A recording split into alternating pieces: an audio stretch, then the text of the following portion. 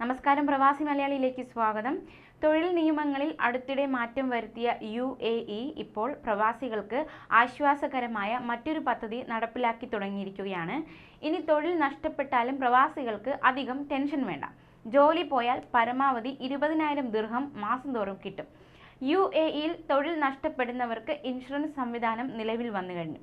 ജോലി പോയാൽ 3 മാസം വരെ ശമ്പളത്തിൻ്റെ 60% കിട്ടുന്ന രീതിയിലാണ് പദ്ധതി നടപ്പാക്കുന്നത്.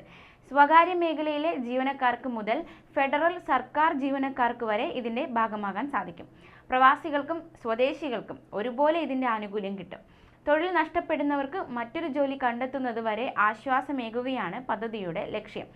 UAE മാനുഷിക വിഭവശേഷി മന്ത്രാലയമാണ് തൊഴിൽ നഷ്ടപ്പെട്ടവർക്കുള്ള ഇൻഷുറൻസ് സംബന്ധിച്ച പ്രഖ്യാപനം നടത്തിയത്. പദ്ധതിയുടെ ഭാഗമായി ജീവനക്കാർ 40 ദിർഹം മുതൽ 100 ദിർഹം വരെ ഈ സ്കീമിലേക്ക് അടയ്ക്കേണ്ടി വരും. 3 മാസം വരെയാണ് ഇൻഷുറൻസ് തുക ലഭിക്കുന്നതെങ്കിലും അതിനു മുൻപ് പുതിയ ജോലി കിട്ടിയാൽ പിന്നീട് തുക കിട്ടില്ല. ഇൻഷുറൻസ് പ്രീമിയം അടയ്ക്കാൻ തുടങ്ങി 12 മാസം പിന്നിട്ട ശേഷമേ പരിരക്ഷയ്ക്ക് യോഗ്യതയുണ്ടാവൂ. അതേസമയം സ്വന്തം സ്ഥാപനത്തിൽ ജോലി ചെയ്യുന്നവർ, വീട്ടുജോലിക്കാർ, പാർട്ട് ടൈം ജീവനക്കാർ, 18 വയസ്സിൽ താഴെയുള്ളവർ, വിരമിക്കൽ പെൻഷൻ സ്വീകരിച്ച ശേഷം പുതിയ ജോലിയിൽ പ്രവേശിച്ചവർ എന്നിവർക്ക് ഇൻഷുറൻസ് ആനുകൂല്യം കിട്ടില്ല. അച്ചടക്ക നടപടിയുടെ പേരിൽ ജോലിയിൽ നിന്ന് പിരിച്ചുവിട്ടവർക്കും പരിരക്ഷ കിട്ടില്ല. നഷ്ടപരിഹാരം ആവശ്യപ്പെടുന്നതിൽ കൃത്രിമം കാണിച്ചാൽ ശിക്ഷിക്കപ്പെടും. ജോലി ചെയ്യുന്ന സ്ഥാപനം യഥാർത്ഥമല്ലെന്ന് കണ്ടെത്തിയാലും പിഴ ശിക്ഷ കിട്ടും. അതേസമയം UAEയിൽ ജീവനക്കാർക്ക് കൃത്യസമയത്ത് തന്നെ മുഴുവൻ ശമ്പളവും ബാങ്ക് അക്കൗണ്ടുകൾ വഴി നൽകണമെന്ന് സ്വകാര്യ കമ്പനികളെ അധികൃതർ ഓർമ്മിപ്പിക്കുകയുണ്ടായി. മാനവ വിഭവശേഷി സ്വദേശിവൽക്കരണ മന്ത്രാലയമാണ് ഇത് സംബന്ധിച്ച പ്രസ്താവന പുറത്തിറക്കിയത്.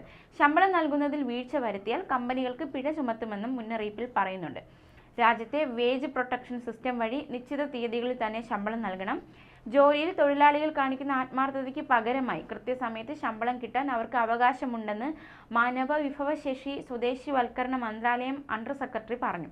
ദിവസക്കൂലിയാണ് നൽകുന്നതെങ്കിലും പറഞ്ഞ സമയത്ത് അത് കൃത്യമായും മുഴുവനായും കമ്പനികൾ ജോലിക്കാർക്ക് നൽകണമെന്ന് മന്ത്രാലയം അറിയിക്കുകയുണ്ടായി.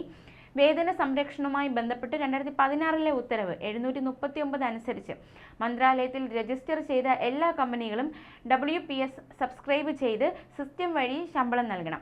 മന്ത്രാലയത്തിൽ രജിസ്റ്റർ ചെയ്തിട്ടുള്ള സ്വകാര്യ മേഖലയിലെ കമ്പനികൾ UAEയിലെ ഒരു ബാങ്കിൽ അക്കൗണ്ട് തുറക്കണം. ജീവനക്കാർക്ക് ശമ്പളം നൽകാൻ തൊഴിലുടമയുടെ ബാങ്കിനെയോ ഏജന്റിനെയോ അധികാരപ്പെടുത്തരുത്. ജീവനക്കാരന്റെ ബാങ്ക് അക്കൗണ്ടിലേക്ക് നേരിട്ട് തന്നെ ശമ്പളം നൽകണം.